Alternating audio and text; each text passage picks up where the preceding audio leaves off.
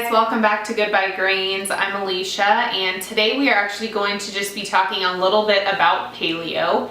I am actually filming this video a little bit in advance because I am spending time with my family traveling out to see them for the holidays. So I think this would be a good time to also talk about this because there's a lot of people that have probably heard about the paleo lifestyle, heard about Whole30, Primal, there's a caveman diet, a ton of different names for it or what people call it, but I know a lot of people have probably heard about it and are wanting to give it a shot potentially around the New Year's resolution time.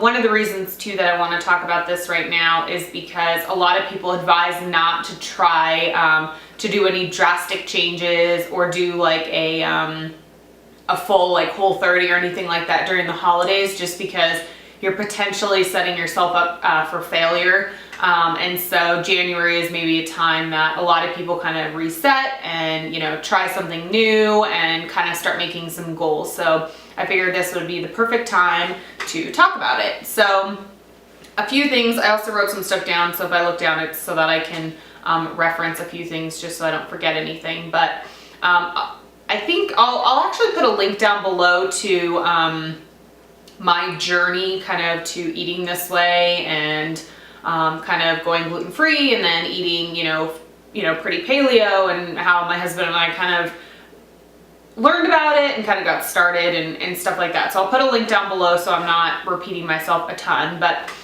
just some helpful tips and tricks that I've kind of learned over the past, it's actually been 2 years since we've been eating pretty close to paleo. A few things. So first off, I'll say I don't eat 100% paleo 100% of the time. When we are traveling, especially to somewhere new, I will definitely try, something that's just gluten-free. I do eat only non-gluten products though. I don't eat gluten, or certainly I don't knowingly eat gluten anymore. Not at least for the past year or so. I don't knowingly eat anything that's not gluten-free. Now, as far as like some cheese or certainly wine or ice cream or some of those other things, I do tend to eat those for special occasions or for, traveling. When my husband and I were in Italy and Greece, I ate a decent amount of gelato. I still do like eating those things. I just try to keep them way more scaled back than I kind of used to, which is I just kind of ate whatever I felt like. And then I felt kind of terrible. So, and just like physically terrible, feeling just gross. So when I actually eat this way, I feel a ton better. And I think that's the biggest thing for anybody that starts trying this is it's going to take some time for your body to get used to it. It's going to take some time for you to get used to it, for it just to become normal, become natural, and not feel like a diet or something like that. And as long as you stick with it, you will get to a point where when you don't eat that way, your body feels even worse, and then you know it. You know that you ate something that maybe you shouldn't be, or something that your body is telling you like, please do not feed me that. So that's the first thing, is just to kind of stick with it. The second thing is to make sure you're using your resources, experimenting with new foods and recipes, and really going out there and giving it kind of everything that you have. Making sure that you don't limit yourself. Go to the library, search online, search my blog, there's 100 or more blogs out there that are awesome. And it's starting to become a little bit easier to actually find stuff that is paleo or primal, definitely gluten-free. There's a ton of stuff out there that's marked gluten-free, even restaurants. Now that doesn't mean it's necessarily paleo or primal, but at least you can kind of take a look a little bit easier through all of that. And then another thing is to make sure that you don't let somebody else influence you. So you will probably get some comments saying, like, why are you eating that way? Or, I've heard about that, or I've heard this and that, and potentially very negative things about that. And I think at the end of the day, you need to do what's best for you.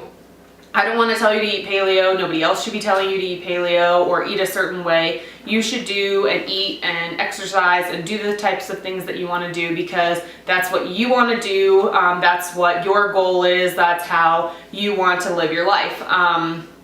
And so, especially in the beginning, don't let other people's maybe negative influences or maybe critiques about it, change your decision for what you choose to do.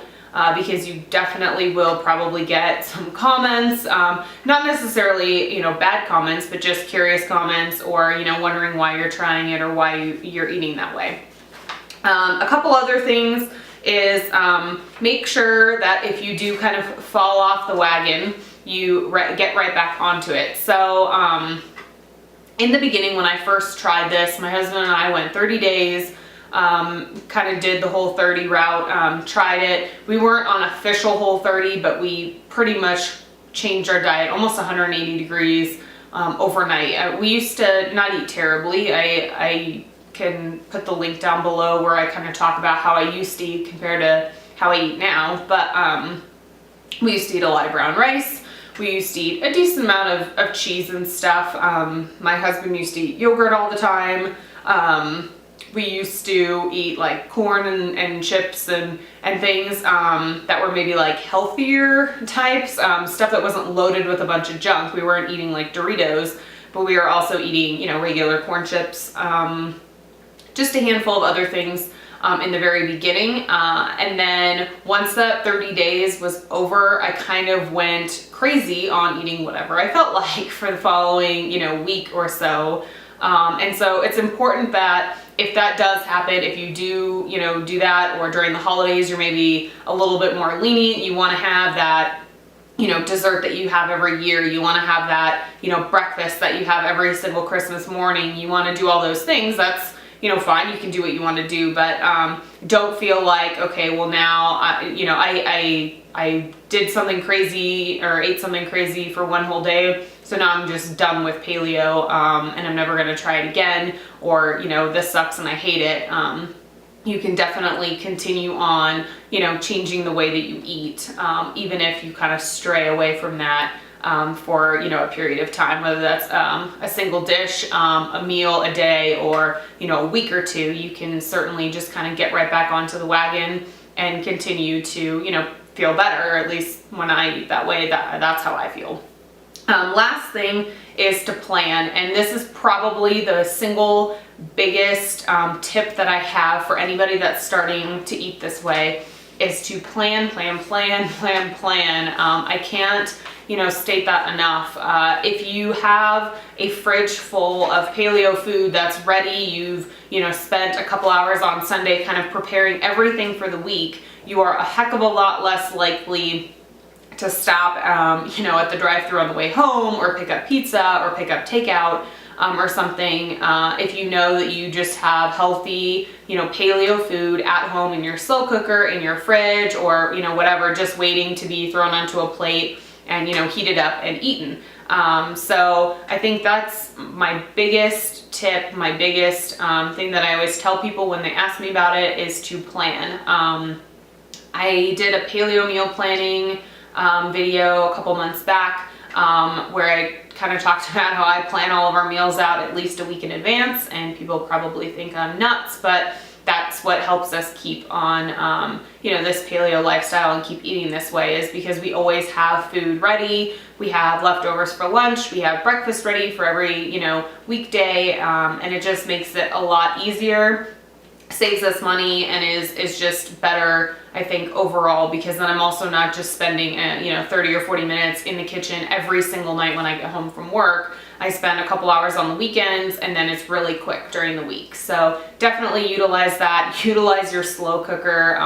The slow cooker is awesome. We use it at least once a week, and it is really easy for paleo meals. You can just throw your meat and vegetables and some seasoning in there, and you have an easy meal and 5 minutes of prep and 5 minutes when you get home to kind of put it onto a plate, and you are ready to go. So hopefully this was helpful, gives you a little bit of a glimpse into kind of how I tackled when we first changed, our eating habits. So let me know if you have any questions down in the comments below. I'll definitely throw a bunch of links in the description box to some other stuff that I've talked about on the blog. So I will be back next week with a brand new recipe.